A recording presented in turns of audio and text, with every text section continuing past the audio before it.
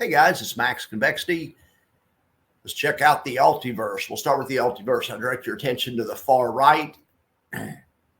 That's the average of all the constituents in the ULTYverse. There's a couple of new stocks in here. There's IoT and Elf Beauty. IoT's down today. Elf Beauty's up today. IoT, Jay put on an iron condor. All the rest of these he has on callers. Iron condor means he's playing for a contained move. He's betting for this stock not to move too much. On these other ones, he's betting for them to move and to move to the upside. So all of these other ones are bullish. On IoT, it's kind of a neutral strategy. Well, anyway, we'll keep an eye on that.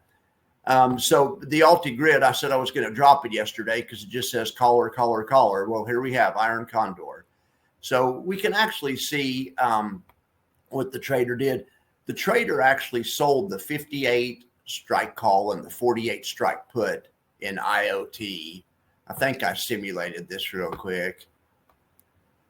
I don't like iron condors. Here's your profit and loss. You can make a little bit of money over a wide area. You know, this thing just can't drop more than 9% or go up more than 9%. But then after that, you incur a loss. So you're playing for a non-move. This doesn't expire till next week, so we'll see what happens. I would just prefer, I don't know why he didn't do it like this.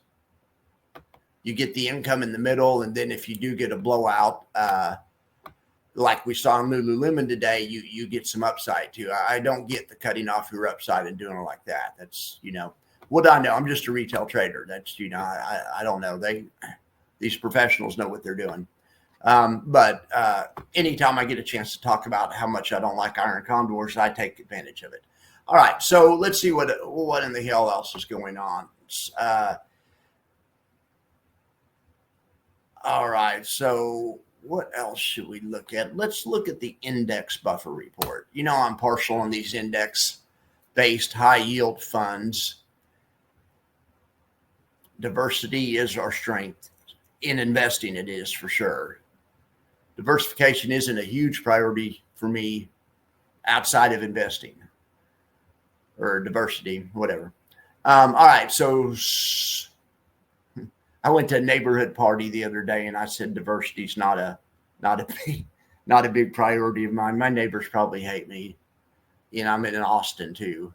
It's weird. I mean, not weird, but it's sometimes it's uncomfortable being the most conservative person in an extremely liberal town. But anyway, all right. Look at XTT. It's beating all the other S&P funds. So without even knowing anything else, we know that the market must have had another freaking up gap today. So these guys monetize up gaps. So, and I'm sure we did. I think there was a number that came out at 7:30. And we had an up gap, I'm pretty sure. But let's see what it looks like. Not a gigantic one. But we had about an 8 S&P point gap. But in any event, Defiance shorted right here at the 60.75 level because that's around the closing price. Well, Roundhill got up this morning and shorted 60.82. They shorted 7 points higher. They shorted from 7 points higher. So generally when there's an up gap, Roundhill performs a little better. So let's look over here. Now, in NASDAQ land, YMAX is the best performing. I thought QDTE might be up big also. Let's see if the NASDAQ had a big gap. Let's look at the Qs. Not really.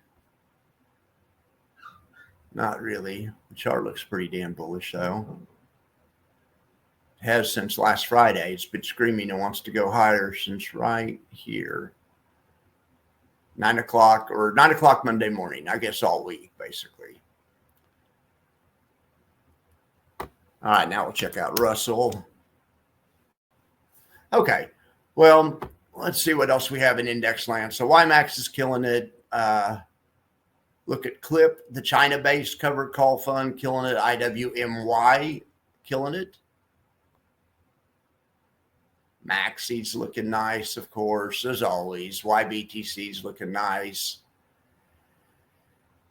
Everything's looking good. All right, single stock buffer report. What's going to look at SMCI? This thing's a beast. It's up 4%. Parents up 6%. Look at BABA catching about 80% of the upside.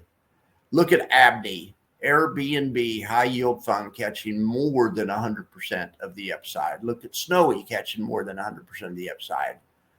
Look at Dizzo catching all the upside.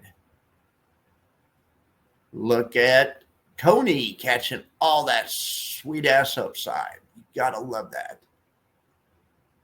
Look at OARC catching a ton of it. Even the ones that aren't outperforming on the upside are performing better than they were 3 months ago before Jay added call spreads to this fund. This fund is a freaking beast.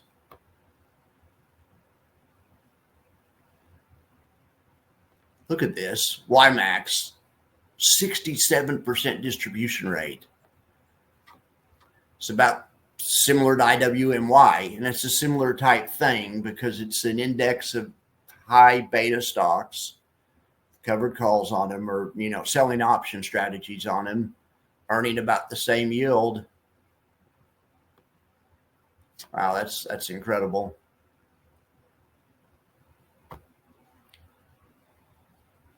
The most incredible one, of course, is ULTY. I mean, this is fucking amazing. 107%. All right. I have some content planned on ULTY. All right. Let's see what else is going well. AI looks good. Basically everything. Everything looks good, right? Okay. So let's see what else we can get ourselves in the middle of. Let's look at the retirement simulator.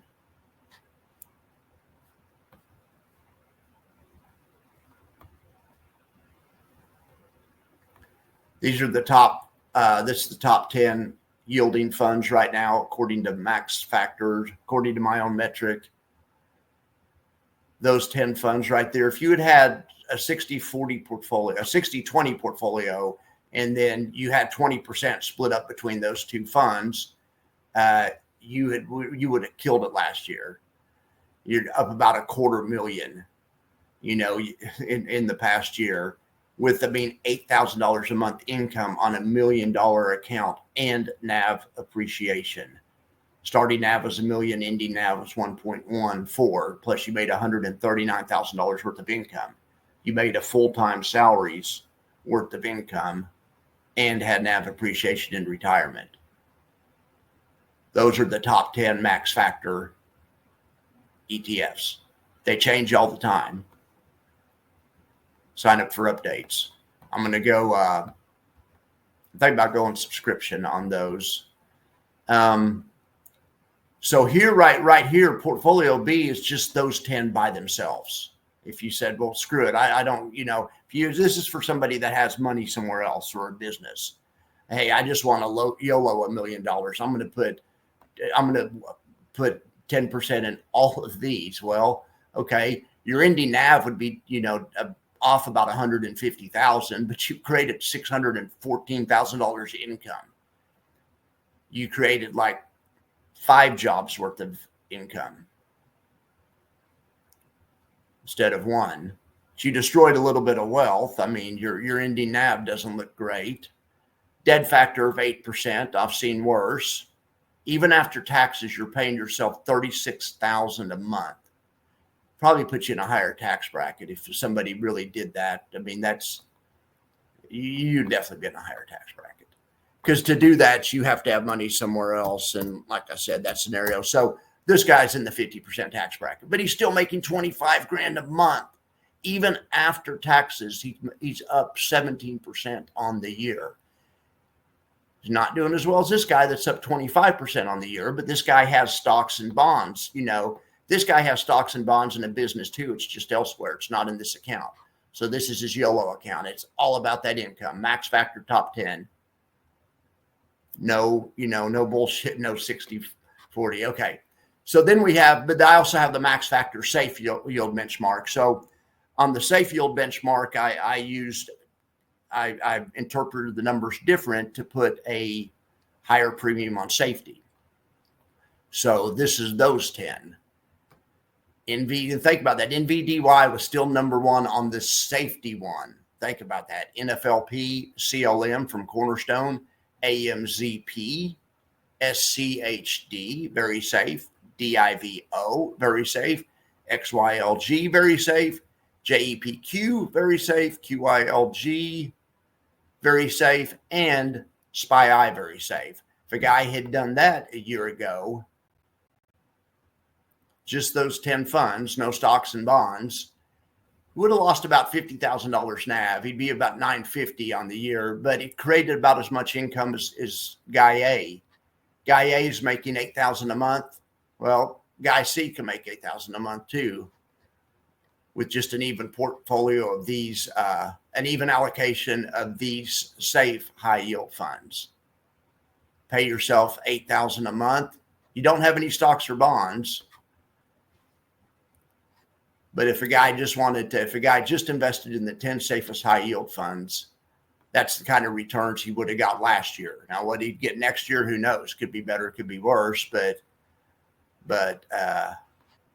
that's what happens when you invest in safe funds. Then portfolio D is 70% XVol, 20% SVol, 10% CVol. This is just a portfolio I like. I had some video on it the other day. This one gives you a monthly payment of $3,000, which is really good in retire. Which is really good because you also get a ton of NAV upside. This one, ended with the most money. This guy's up 28% on the year. He had the highest ending NAV, and we would expect that because that's probably the smartest benchmark right now is 70, 20, 10, XVol, SVol, ZVol. That's a good portfolio. It's an interesting portfolio. All right, so let's see what else we can get ourselves in the middle of.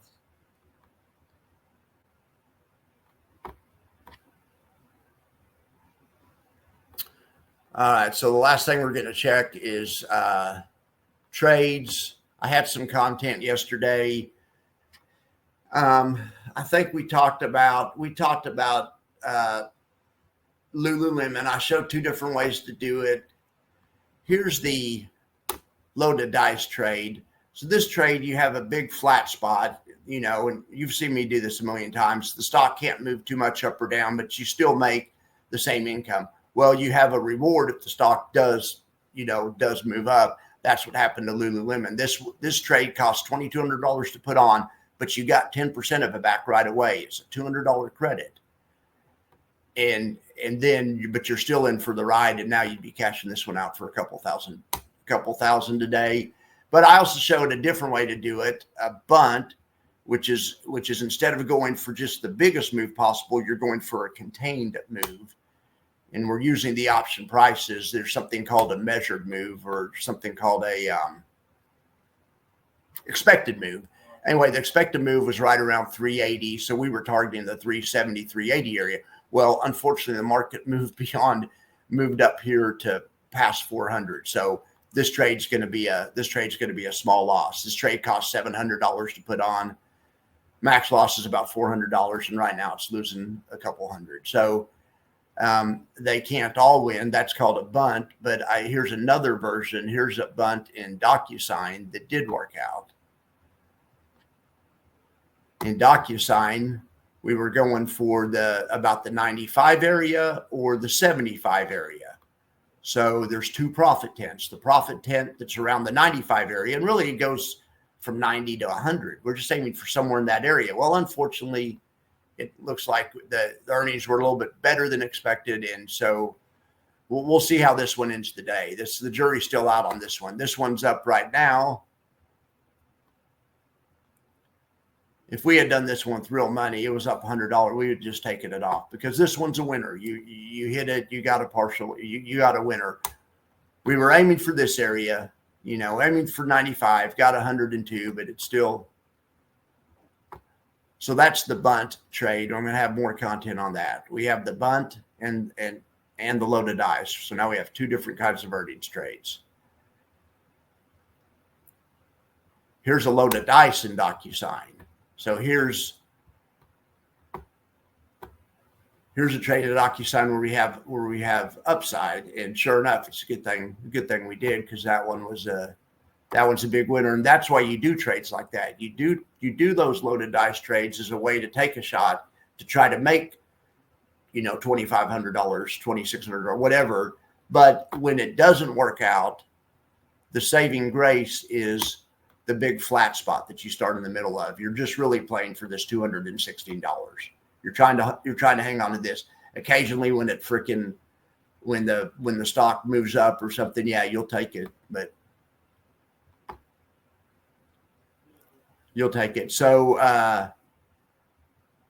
it's Friday, so we probably won't have an earnings or option show on today. We probably won't have an option show on today. All right, guys. Let's check back in one time on the ULTY-verse.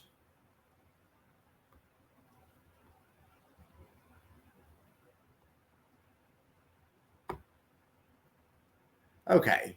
The average is up 2 points. ULTY's kind of flat. There's that Lulu. All right, guys. I appreciate y'all for being here. You have a good day.